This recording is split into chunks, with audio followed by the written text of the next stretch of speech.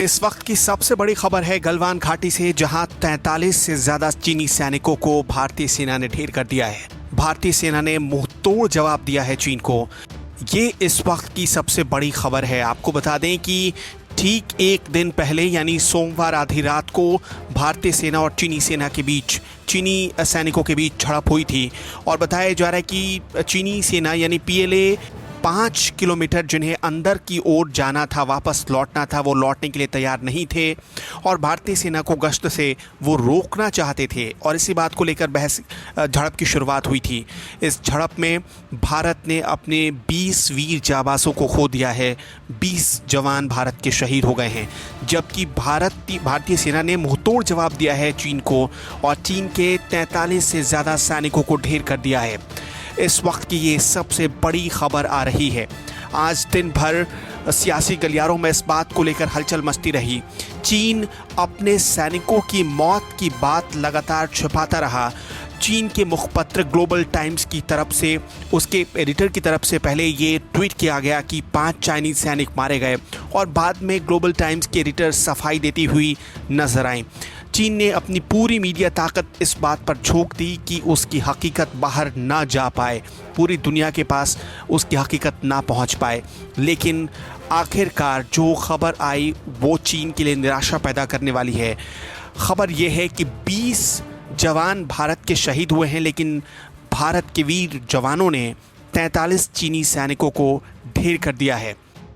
आपको ये भी बता दें कि आज दिन भर मीटिंग चली है दिल्ली में, यहाँ तक कि रक्षा मंत्री राजनाथ सिंह के आवास पर आपातकालीन बैठक बुलाई गई, इमरजेंसी मीटिंग बुलाई गई और इस मीटिंग में chief of defence staff general Bipin Rawat, सेना प्रमुख army chief general Manoj Mukund Naravane पहुँचे थे और विदेश मंत्री एस जयशंकर भी पहुँचे थे।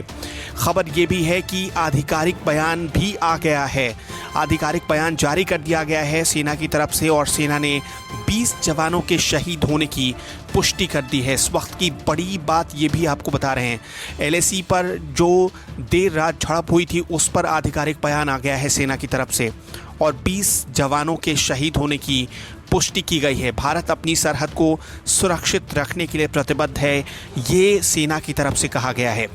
चीन से झड़प में 20 भारतीय सैनिक शहीद हो गए। हालांकि जो जानकारी मिल रही है उसके मुताबिक गोली नहीं चली, लेकिन जो झड़प हुई है उसमें 20 जवान शहीद हो गए। इससे आप अंदाज़ा लगा सकते हैं कि किस तरह की बर्बरता की गई है गलवान घाटी में। सीमा पर जो हालिया तनाव बना हुआ था, इस बीच पेइचिंग में चीनी उप विदेश मंत्री लुओ झाओहुई से भारतीय राजदूत विक्रम मिस्री ने मुलाकात की है। जो रिपोर्ट्स आ रही है उसके मुताबिक पीएम मोदी और विदेश मंत्री एस जयशंकर के बीच भी बैठक हुई। रक्षा मंत्री राजनाथ सिंह ने फ़ोन पर प्रधानमंत्री को ताज़ा घटनाक्रमों के बारे में जानकारी दी है।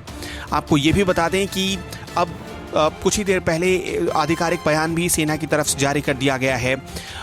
गोली ना चलने के बावजूद 20 जवान शहीद हो गए, ये एक बहुत बड़ी बात है। हालांकि आज जो मुलाकात हुई है भारतीय राजदूत विक्रम मिस्री और चीन के उप विदेश मंत्री के बीच, उसमें भी कोई नतीजा नहीं निकल पाया।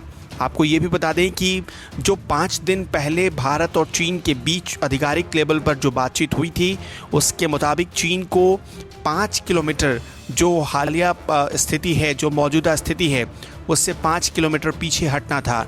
चीन ने रजामंदी दी थी, लेकिन जब भारत की सेना कल देर रात गश्त कर रही थी, सोमवार रात जब गश्त कर रही थी, तो उसे रोकने की कोशिश की गई चीनी सैनिकों की तरफ से और इसी के जवाब में ये पूरी झड़प शुरू हुई है।